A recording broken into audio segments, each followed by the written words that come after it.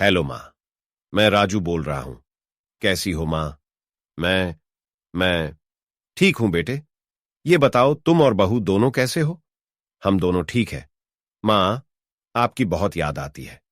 अच्छा सुनो माँ, मैं अगले महीने इंडिया आ रहा हूं तुम्हें लेने। क्या? हाँ माँ, अब हम सब साथ ही रहेंगे। नीतू कह रही थी माँ जी को अमेरिका ले आओ, वहां अकेली बहुत परेशान हो रही होंगी। हेलो, सुन रही हो माँ? हाँ बेटे। बूढ़ी आंखों से खुशी की अश्रुधारा बह निकली। बेटे और बहू का प्यार नस नस में दौड़ने लगा। जीवन के 70 साल गुजार चुकी सावित्री ने जल्दी से अपने पल्लू से आंसू पोंछे और बेटे से बात करने लगी। पूरे 2 साल बाद बेटा घर आ रहा था। बूढ़ी सावित्री ने मोहल्ले भर में दौड़ दौड़ कर ये खबर सबको सुना दी। सभी खुश थे कि चलो बुढ़ापा चैन से बेटे और बहू के साथ गुजर जाएगा। राजू अकेला आया था।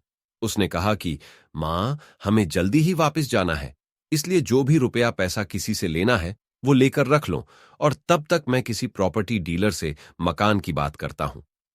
मकान? मां ने पूछा। हाँ मां, अब ये मकान बेचना पड़ेगा, वरना कौन इसकी देखभाल करेगा? हम सब तो अब अमेरिका में ही रहेंगे। बूढ़ी आंखों ने मकान के कोने कोने को ऐसे निहारा जैसे किसी अबोध बच्चे को सहला रही हो। आनन फानन और औने पौने दाम में राजू ने मकान बेच दिया। सावित्री देवी ने वो जरूरी सामान समेटा जिससे उनको बहुत ज्यादा लगाव था। राजू टैक्सी मंगवा चुका था। एयरपोर्ट पहुंचकर राजू ने कहा, मां, तुम यहां बैठो, मैं अंदर जाकर सामान की जांच और बोर्डिंग और वीजा का काम निपटा लेता हूं। ठीक है बेटे। सावित्री देवी वहीं पास की बेंच पर बैठ गई। काफी समय बीत चुका था। बाहर बैठी सावित्री देवी बार बार उस दरवाजे की तरफ देख रही थी जिसमें राजू गया था, लेकिन अभी तक बाहर नहीं आया। शायद अंदर बहुत भीड़ होगी, सोचकर बूढ़ी आंखें फिर से टकटकी लगाए देखने लगती। अंधेरा हो चुका था। एयरपोर्ट के बाहर घमाघमी कम हो चुकी थी। मां जी, किससे मिलना है? एक कर्मचारी ने वृद्धा से पूछा। मेरा बेटा अंदर गया था टिकट लेने, वो मुझे अमेरिका लेकर जा रहा है, सावित्री देवी ने घबरा कर कहा। लेकिन अंदर तो कोई पैसेंजर नहीं है। अमेरिका जाने वाली फ्लाइट तो दोपहर में ही चली गई। क्या नाम था आपके बेटे का? कर्मचारी ने सवाल किया। र राजू। सावित्री के चेहरे पे चिंता की लकीरें उभर आईं।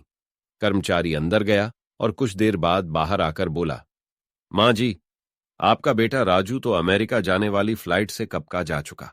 क्या? वृद्धा की आंखों से आंसुओं का सैलाब फुट पड़ा। बूढ़ी मां का रोम रोम कांप उठा। किसी तरह वापस घर पहुंची, जो अब बिक चुका था। रात में घर के बाहर चबूतरे पर ही सो गई। सुबह हुई तो दयालु मकान मालिक ने एक कमरा रहने को दे दिया।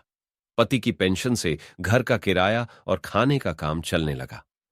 समय गुजरने लगा। एक दिन मकान मालिक ने वृद्धा से पूछा, मां जी, क्यों नहीं आप अपने किसी रिश्तेदार के यहां चली जाए? अब आपकी उम्र भी बहुत हो गई, अकेली कब तक रह पाएंगी? हाँ, चली तो जाऊं, लेकिन कल को मेरा बेटा आया तो यहां फिर कौन उसका ख्याल रखेगा? आंखों से आंसू आने लग गए दोस्तों।